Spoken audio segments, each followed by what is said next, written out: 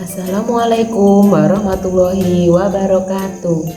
Perkenalkan, saya Sundari, calon guru penggerak angkatan 6 dari Kabupaten Lampung Utara dari UPTD SDN 1 Karya Sakti, Kecamatan Abung Surakarta, Kabupaten Lampung Utara, Provinsi Lampung. Pada kesempatan kali ini, saya akan mempresentasikan praktek coaching. Selamat menyaksikan.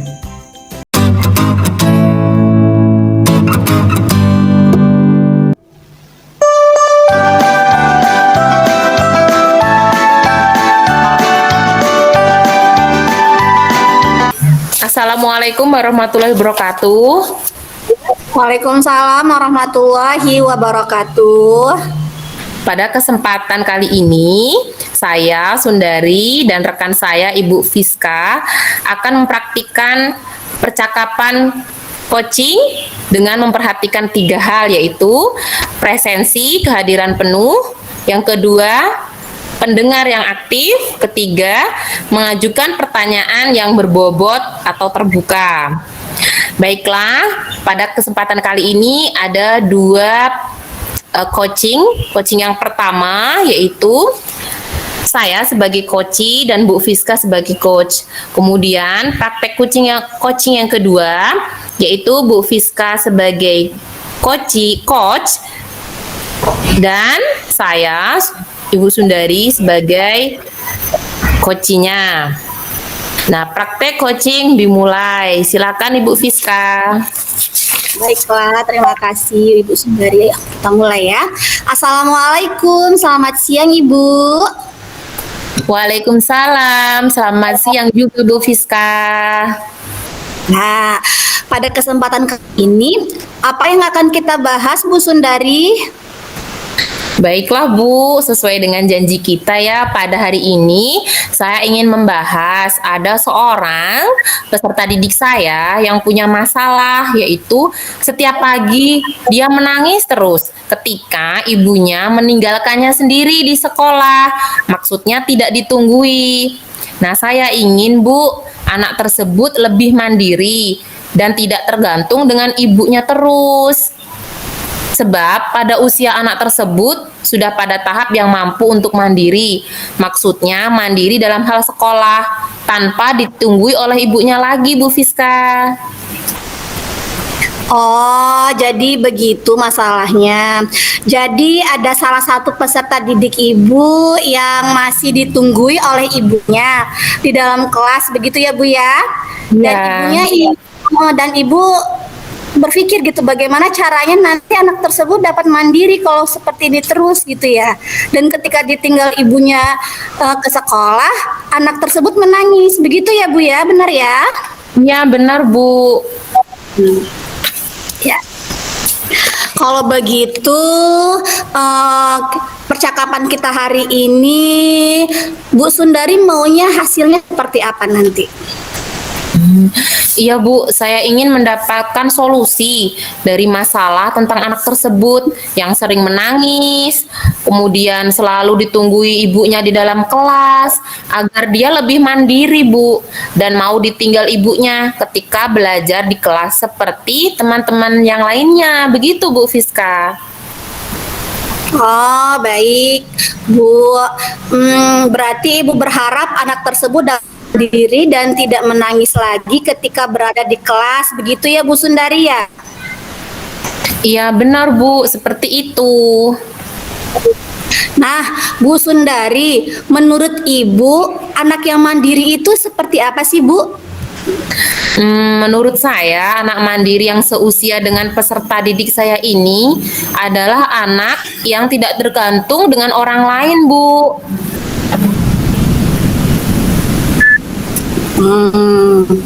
Jadi anak yang mandiri itu tidak tergantung dengan orang lain ya Bu ya. Lalu indikatornya apa saja Bu? Agar anak tersebut dapat dikatakan mandiri. Contoh kecilnya seperti ini Bu. Peserta didik itu berani belajar di dalam kelas tanpa didampingi orang tuanya. Minimal dia tidak menangis ketika ibunya pulang atau ditinggal di dalam kelas. Seperti itu, Bu.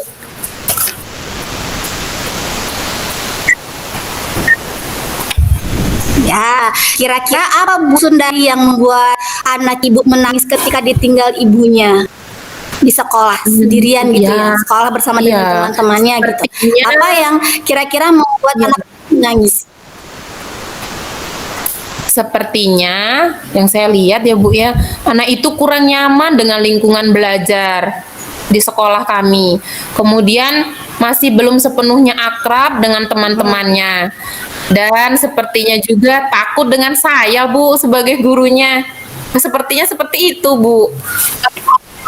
Sepertinya seperti itu, Bu. Oke, berarti anak tersebut menangis karena belum bisa beradaptasi, begitu ya Bu ya? Heeh. Belum bisa berbaur dengan teman-temannya. Iya, Benar benar. ya Bu ya? Iya. Iya. Nah, Iya. Ibu Sundari, kira bagaimanakah caranya supaya anak tersebut nyaman dengan lingkungannya, bisa berbaur dengan teman-temannya dan tidak takut lagi dengan gurunya? Apa yang akan Bu Sundari lakukan?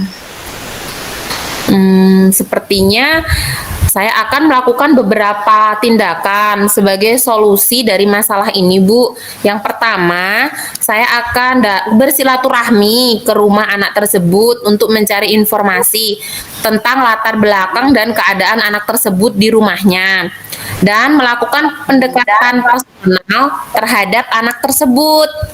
Yang kedua, saya akan menciptakan lingkungan belajar yang nyaman dan menyenangkan tentunya, Bu. Baiklah Bu Sundari, tadi kan kata Bu Sundari akan menciptakan lingkungan belajar yang nyaman dan menyenangkan ya. Nah, sekarang saya mau bertanya nih, lingkungan belajar yang nyaman dan menyenangkan itu yang seperti apa menurut Bu Sundari? Ya, menurut saya, Bu, saya akan menghias ruangan kelas, Bu, dengan dekorasi yang menarik, kemudian dan edukatif. Pembelajaran diselingi permainan yang edukatif dan menarik dan beragam.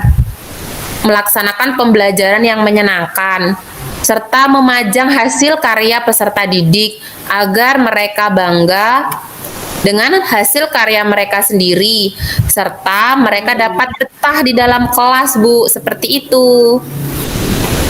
Wah, itu sepertinya menarik sekali Bu Sundari. Jadi nanti Ibu akan menghias ruang kelas agar indah, permainan edukatif yang beragam, pembelajaran yang menyenangkan, kemudian memajang hasil karya semua peserta didik. Begitu ya Bu ya? Iya, Bu, benar. Iya. Ya, nah itu tadi solusi untuk menciptakan lingkungan belajar yang menyenangkan. Selanjutnya, bagaimana cara ibu agar anak tersebut mau berbaur dengan teman-temannya dan akrab dengan mereka di kelas, akrab dengan teman-temannya gitu. Bagaimana? Iya. Baik, Bu, selain menghias kelas untuk agar anak tersebut akrab dengan teman-temannya, saya akan mengimplementasikan pembelajaran sosial emosional di kelas, baik dalam mengintegrasinya dalam pembelajaran maupun menciptakan iklim positif dan budaya positif, serta melakukan pendekatan personal terhadap anak tersebut, Bu. Oh iya Bu, jadi Ibu nanti akan mengintegrasikan pembelajaran sosial emosional di kelas dan menciptakan iklim positif dan budaya positif ya Bu Sundari, seperti itu ya? Iya, Bu, benar sekali. Ya. Baik Bu, nanti Ibu akan melakukan banyak hal yang menantang ya Bu ya, membuat papan emoji dan melakukan restitusi dan mengintegrasikan pembelajaran sosial dan emosional di kelas. Begitu ya Bu Sundari ya? Iya. Ya, Ibu Sundari telah memaparkan beberapa langkah solusi untuk mengatasi permasalahan tersebut. Di antara hal tersebut, kira-kira langkah mana yang akan Bu Sundari lakukan terlebih dahulu? Hmm, baik Bu. Langkah yang akan segera saya lakukan yaitu pendekatan personal. Jadi saya akan memanggil anak tersebut untuk membicarakan alasannya kenapa menangis, kenapa tidak mau bermain dengan temannya dan sebagainya. Kemudian saya juga akan menghias ruang kelas agar terlihat indah dan menarik, melakukan permainan yang edukatif dan beragam dalam pembelajaran, serta melakukan pembelajaran yang menyenangkan, dan memajang hasil karya peserta didik sehingga mereka merasa bangga dan betah ketika ada karya hasil mereka yang dipajang di dalam kelas. Begitu, Bu. Ya, sangat setuju sekali dengan inovasi dari Bu Sundari. Nah, sekarang saya ingin Ibu menceritakan menghias kelas itu yang seperti apa, Bu Sundari? Oh, baik Bu. Saya akan menghias kelas sesuai dengan kebutuhan belajar siswa dan profil belajar setiap siswa. Misalnya dengan gambar-gambar yang edukatif dan berwarna-warni, berbagai bentuk macam hewan dan tumbuhan dari kertas origami dan lain-lain Bu, sehingga kelas lebih menarik dan indah. Oh, begitu ya, Bu. Ibu akan menghias kelas sesuai dengan kebutuhan belajar dan profil belajar setiap siswa ya, Bu ya. Nah, kira-kira dalam menghias kelas, apakah Ibu mengerjakan sendiri atau dibantu, Bu Sundari? Sepertinya dalam menghias kelas, saya akan berkoordinasi dengan wali murid kelas 1, Bu. Dan anak-anak kelas 1 juga saya ikut sertakan dalam menghias kelas, sehingga anak tersebut akan merasa bangga dan memiliki kelasnya. Baik, jadi untuk menghias kelas, Ibu akan melibatkan wali murid dan anak-anak ya, Bu ya? Iya, benar, Bu. Nah, Bu Sundari, dari percakapan kita hari ini, apa yang Ibu dapatkan dari percakapan hari ini? Jadi, yang saya dapatkan dari percakapan hari ini yaitu untuk membuat peserta didik tidak menangis saat ditinggal ibunya dan tidak ditunggu. Saya akan menciptakan lingkungan belajar yang menyenangkan. Kemudian melakukan pendekatan personal terhadap anak tersebut, mengimplementasikan pembelajaran sosial dan emosional, dan yang segera dapat saya lakukan adalah menghias kelas yang sesuai dengan minat belajar dan profil belajar setiap peserta didik, yang tentunya melibatkan wali murid dan semua siswa kelas 1, sehingga saya berharap anak tersebut dapat mudah beradaptasi dan bersosialisasi dengan guru, teman-temannya, dan tentunya lingkungan belajarnya melalui momen kegiatan menghias ruang kelas bersama-sama. Begitu, Bu. Nah, Ibu, rencana yang sudah Ibu paparkan tadi, kira-kira kapan Ibu akan melaksanakannya untuk menghias kelas Ibu tadi? Sepertinya mulai besok Bu sudah bisa saya laksanakan dengan memulai kegiatan diskusi dengan wali murid dan tentunya menentukan dan mencari bahan dan alat yang diperlukan dalam menghias kelas. Baik Bu, saya sangat antusias sekali bagaimana nanti hasilnya.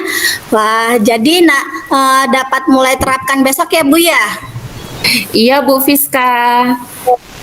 Baiklah Bu Sundari, mungkin kita dapat berbincang-bincang lagi, seminggu lagi kita dapat berjumpa lagi ya Bu ya. Dan semoga Iya. dengan menciptakan lingkungan belajar yang menyenangkan dan kelas yang sudah dihias bisa membuat si anak jadi berubah ya Bu ya. Iya Bu, amin ya robbal alamin. Terima kasih banyak ya Bu Fiska.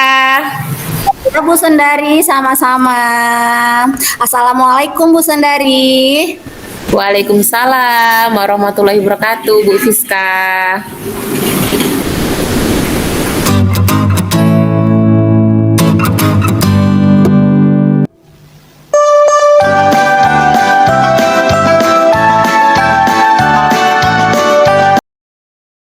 Iya.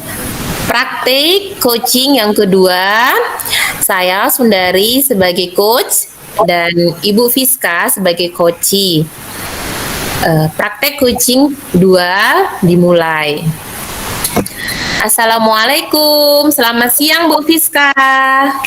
Waalaikumsalam, selamat siang juga untuk Bu Sundari. Bagaimana kabarnya hari ini Bu?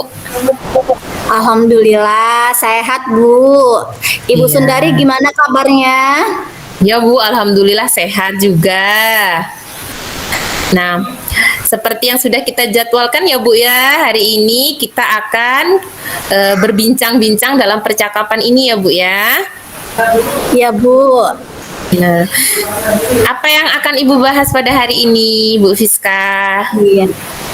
Pada hari ini saya ingin membahas tentang salah satu peserta didik saya, Bu Sundari. Jadi saya ini memiliki peserta didik yang memang mempunyai latar belakang yang agak miris gitu ya. Kenapa dibilang miris? Karena si anak ini pertama dia adalah anak pertama. Lalu tidak lama ini ayahnya meninggal. Jadi si anak ini, si peserta didik saya ini dan adik-adiknya hanya diurus oleh ibunya yang memang juga tidak memiliki pekerjaan. Nah, yang membuat miris itu adalah si anak ini dibesarkan dengan cara yang sedikit kasar begitu ya bahasanya. Kenapa saya bilang kasar? Karena si anak ini mentalnya itu seperti sudah terganggu. Jadi kalau misalkan ada permasalahan itu diselesaikan, anaknya tidak akan pernah ada suara, hanya diam saja. Jadi semakin kita gali, semakin dia tidak akan mengungkapkan. Tapi di ekspresinya itu seperti ekspresi yang kesal, marah, tapi tidak diungkapkan. Mungkin ya kalau saya lihat dari lingkungan keluarganya itu bisa jadi karena keterbukaan dari orang tuanya. Jadi ketika anaknya salah, itu tidak ditanya gitu kenapa melakukan kesalahan seperti itu. Jadi langsung saja marah-marahin anaknya seperti. Jadi efeknya sampai sekarang. Jadi anaknya itu kalau ketika kita tegur itu tidak akan berbicara, hanya diam saja. Nah, posisinya juga sekarang ini si ibunya tidak punya power karena ketika ayahnya masih hidup, itu powernya itu adanya di ayahnya. Ketika ayahnya sudah meninggal, ibunya tidak punya power lagi gitu kan, karena biasanya ibunya hanya melindungi saja seperti itu. Oh, jadi begitu ya masalahnya Bu ya. Cukup rumit ya Bu ya. Oh, jadi anak ini Iya. mungkin kurang sopan santun ya Bu ya, kurang merespon ketika Ibu berbicara dengannya ya. Oh ya. Jadi apa sih yang Ibu inginkan dari anak tersebut Bu? Kira-kira?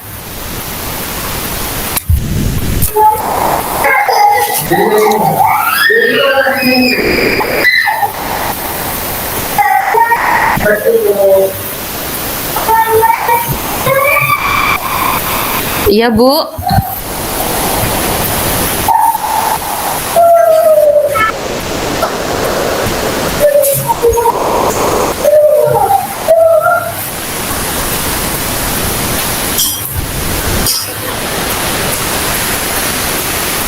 Masalahnya tersebut adalah anak tersebut itu akhirnya ketika di sekolah itu pernah tidak masuk sekolah karena bolos, tidak masuk sekolah karena bolos, dan ternyata dapat juga info dari teman-temannya kalau si anak ini ternyata sudah menonton video yang tidak pantas untuk ditonton untuk anak usia sekolah dasar seperti itu Bu. Oh, baik Bu. Jadi Ibu berharap anak tersebut bisa lebih sopan, kemudian berubah ya Bu ya, menjadi kepribadian yang lebih baik, begitu ya Bu Fiska ya? Betul sekali Bu. Saya inginnya seperti itu, anak ini bisa berubah dan menjadi kepribadian yang lebih baik lagi. Nah, menurut Ibu, anak-anak yang memiliki kepribadian yang baik itu yang seperti apa sih Bu? Bisa dijelaskan? Ya, yang memiliki kepribadian yang bagus itu adalah anak-anak yang bisa mengakui ketika dia salah. Iya. Bisa tahu oh salah saya di mana, menyadari kesalahannya, bisa diajak untuk berkomunikasi seperti itu Bu Sundari. Ya. Kira-kira Bu, apa yang bisa Ibu lakukan agar anak tersebut bisa berubah kepribadiannya Bu? Bisa menjadi anak yang periang, anak yang sopan, anak yang merespon ketika diajak berbicara, kemudian anak yang tidak lagi menonton hal-hal buruk, tidak lagi bermain HP. Itu bagaimana kira-kira ya Bu ya? Apa yang bisa Ibu lakukan seperti itu? Ya, saya akan mencoba mungkin dengan cara ini ya Bu ya, dengan cara pendekatan personal gitu ya.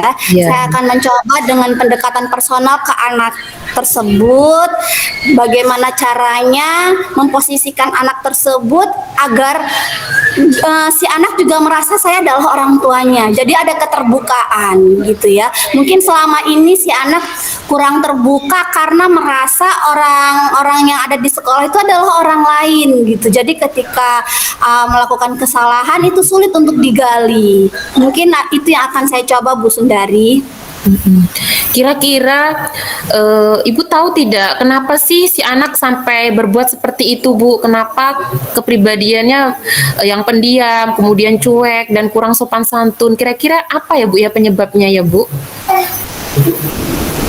Iya, kalau yang saya lihat dari latar belakang keluarganya, karena kemarin juga sudah pernah saya datangi rumahnya ya Bu ya, karena kan mau tahu gitu kenapa sih anak ini bisa seperti ini begitu ya. Kalau saya lihat ini Bu, apa namanya memang pola asuh dari orang tuanya sepertinya. Yang sedikit keliru, yang sedikit salah. Di situ salahnya Bu Sundari. Baiklah Ibu, tadi diceritakan juga bapak ayahnya sudah meninggal ya Bu ya. Jadi ini anak yatim ya Bu ya. Iya. Jadi memang ya, sangat membutuhkan perhatian kita ya Bu ya sebagai gurunya. Iya Bu. Ya. Wah, sepertinya masalah ini cukup menarik ya Bu ya, dan solusinya juga mungkin akan lebih sulit lagi. Jadi tetap semangat Ibu Fiska. Kemudian solusi pertama yang akan Ibu lakukan untuk menghadapi anak tersebut apa Bu yang akan Ibu terapkan? Saya sudah merencanakan solusi-solusi yang akan saya berikan untuk peserta didik saya ini ya Bu Sundari. Iya. Yang pertama saya akan melakukan pendekatan dulu dengan orang tuanya. Karena posisi orang tua di rumah dan kita guru di sekolah itu adalah seperti ayah dan ibu, di mana di rumah itu adalah ayahnya, kita posisi di sekolah adalah sebagai ibunya. Kalau yang di rumah saja kurang dikontrol, bagaimana dengan kita yang ada di sekolah? Begitu, itu langkah pertama yang akan saya coba Bu. Selain itu saya juga akan coba tadi ya Bu ya, pendekatan ke anaknya. Pendekatan ke anaknya juga agar si anak merasa nyaman dan ada keterbukaan dengan gurunya, seperti itu. Nah, Ibu tadi kan sudah berbicara bahwa Ibu pernah bersilaturahmi ke rumah anak tersebut. Terus bagaimana sih respon dari orang tuanya, ibunya ya terutama, dan keluarganya? Bagaimana respon mereka menghadapi permasalahan dari putranya tersebut, Bu? Iya, saya sebenarnya waktu datang ke rumahnya itu pernah agak kesulitan ya Bu Sundari ya. Kenapa bisa dikatakan kesulitan? Karena ternyata ketika kita meminta solusi untuk kerjasama dan kita utarakan kesalahan anaknya itu apa, si orang tua ini sepertinya menutupi kesalahan anaknya, seperti tidak percaya kalau anaknya itu salah gitu. Contoh seperti yang menonton video yang tidak pantas gitu ya, apalagi untuk kalangan anak SD. Itu kan ketika saya bertanya kepada orang tuanya, itu Bu, ini si anak ibu ini ternyata dapat laporan dari teman-temannya kalau ternyata anak ibu ini sudah pernah menonton tayangan-tayangan orang dewasa yang tidak pantas seperti itu. Oh iya toh Bu, katanya gitu kan. Oh iya toh Bu, kayaknya kuota untuk anak saya, jadi kayaknya nggak mungkin anak saya menonton hal seperti itu, begitu. Jadi mungkin untuk saya datang lagi ke orang tuanya adalah pendekatan khusus, lebih ditekankan lagi. Mungkin kemarin kan saya ke sana belum ada penekanan ya Bu ya, jadi Iya, iya. pengen lihat keterbukaannya dulu. Oh ternyata orang tuanya menutupi. Nah mungkin nanti untuk selanjutnya ketika saya melakukan pendekatan ke orang tuanya, saya akan bertanya lebih detail lagi dan lebih tegas lagi. Karena yang kita didik ini adalah anak bersama. Khawatir nanti ke depannya rusak gitu kan. Jadi kalau misalkan dari dasarnya saja sudah tidak kuat, bagaimana nantinya? Mungkin itu yang akan saya pertegas lagi dengan orang tuanya, begitu ya Bu Sundari ya. Ya Bu, nah, Ibu ini akan melakukan banyak hal yang menantang ya Bu ya. Ya, dan banyak halangannya terutama dari pihak keluarga karena seperti yang diceritakan Ibu tadi, ini ibunya kurang support ya Bu ya, bahkan malah melindungi anaknya. Itu kasih sayang seorang ibu yang mungkin salah ya Bu ya. Nah, tidak semua perbuatan anak kita itu harus kita benarkan dan kita lindungi. Perlu juga kita kita koreksi, kemudian kita perbaiki bersama-sama, dan kerjasama antara orang tua dan guru sangat penting sekali ya Bu ya. Nah baik Iya. Bu, nanti Ibu akan melakukan banyak hal ya, misalnya bersilaturahmi kembali, melakukan pendekatan, kemudian mungkin anak tersebut dilarang untuk membawa HP atau memegang HP di rumah, menggunakan HP, kemudian juga dikontrol ya Bu ya di sekolah, bagaimana pergaulannya, karena itu juga akan berdampak kepada teman-teman yang lainnya ya Bu ya, begitu ya Bu ya. Iya Bu Sundari, dan juga saya sepertinya akan melakukan pendekatan ini ya Bu ya. Lebih personal lagi, bertanya juga ke ibunya, siapa yang disegani dan ditakuti oleh si anak. Karena anak ini kan nampaknya dibesarkan oleh dikeraskan gitu ya. Dengan dikeraskan. Nah, dan posisinya sekarang di rumah ini tidak ada yang keras sama ibunya, malah ibunya yang takut sama anaknya seperti itu. Jadi mungkin saya akan mencoba lewat mencari tahu siapa keluarga terdekatnya yang disegani, yang ditakuti, dan peduli dengan keluarga ini untuk mengontrol si anak gitu. Jadi untuk melihat kemajuan si anak tiap harinya bagaimana, ada perubahan atau tidak, mungkin seperti itu ya Bu Sundari ya. Ya, kira-kira Ibu akan melakukan langkah pendekatan personal, yaitu dengan mungkin Ibu akan bersilaturahmi ke rumah pamannya atau anggota keluarganya yang lain yang dekat, kemudian mau dan ditakuti si anak, serta peduli dengan anak tersebut. Itu kapan Bu bisa dilakukan? Iya, mungkin akan saya lakukan besok ya Bu ya, untuk memantau kembali keluarganya. Seperti itu Bu Sundari. Oh begitu ya Bu. Jadi saya sangat setuju lah dengan langkah-langkah dan inovasi yang Ibu lakukan. Nah sekarang bagaimanakah nanti yang akan Ibu lakukan ketika Ibu memang benar-benar bisa bersilaturahmi dengan keluarga terdekat dari anak tersebut Bu? Mohon bisa dijelaskan ya Bu ya? Iya, ketika saya sudah bisa melakukan pendekatan, mungkin saya akan ceritakan kembali kronologisnya untuk lebih dipertegas lagi gitu. Jangan sampai kesalahan si anak ini tidak ada solusinya. Kenapa tidak ada solusinya? Karena ketika si anak ini tidak masuk sekolah, orang tua dipanggil, kejadiannya masih saja seperti itu. Anaknya menonton video yang tidak pantas, orang tuanya diingatkan, anaknya diingatkan, tapi ternyata ada pembelaan diri. Nah, mungkin pendekatan personal yang akan saya lakukan adalah menekankan gitu ya, menekankan kembali akan pentingnya memberikan pembelajaran atau pendidikan emosional, sosial emosional kepada si anak, baik dari rumah maupun dari sekolah. Karena tidak cukup dari sekolah saja gitu, tapi juga di rumah juga harus dipantau. Itu yang mungkin akan saya lakukan, mempertegas kembali baik kepada si ibu, si anak maupun keluarga terdekat mereka. Nah, sangat menantang dan harus lebih semangat lagi ya Bu Fiska ya. Nah, kemudian Bu, setelah Ibu bersilaturahmi, Nah, kira-kira rencana Ibu berikutnya apa, Bu, kira-kira? Setelah saya bersilaturahmi, saya akan mengontrol, Bu. Sepertinya saya akan mengontrol kemajuan dari si anak. Apakah si anak ini ada perubahan?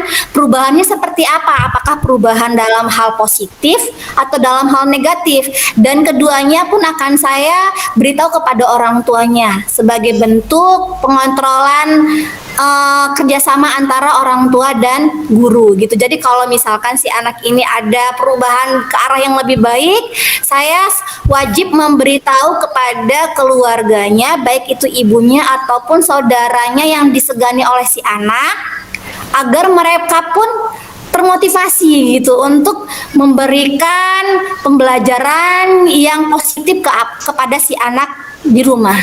Begitu Bu Sundari. Iya, baik Bu Fiska. Mungkin kita dapat berbincang-bincang lagi, mungkin seminggu lagi ya Bu ya. Kita dapat berjumpa lagi, kita membicarakan masalah ini. Semoga si anak tersebut bisa berubah, bisa menjadi anak yang riang, anak yang sopan santun, dan anak yang punya kepribadian yang baik. Amin ya robbal alamin. Amin ya robbal alamin. Baik Bu Sundari, terima kasih untuk penjelasannya, pemaparannya. Semoga saya bisa menjalankannya nanti ke depan. Ya, amin. Ya, sama-sama Bu Fiska. Assalamualaikum. Waalaikumsalam warahmatullahi wabarakatuh.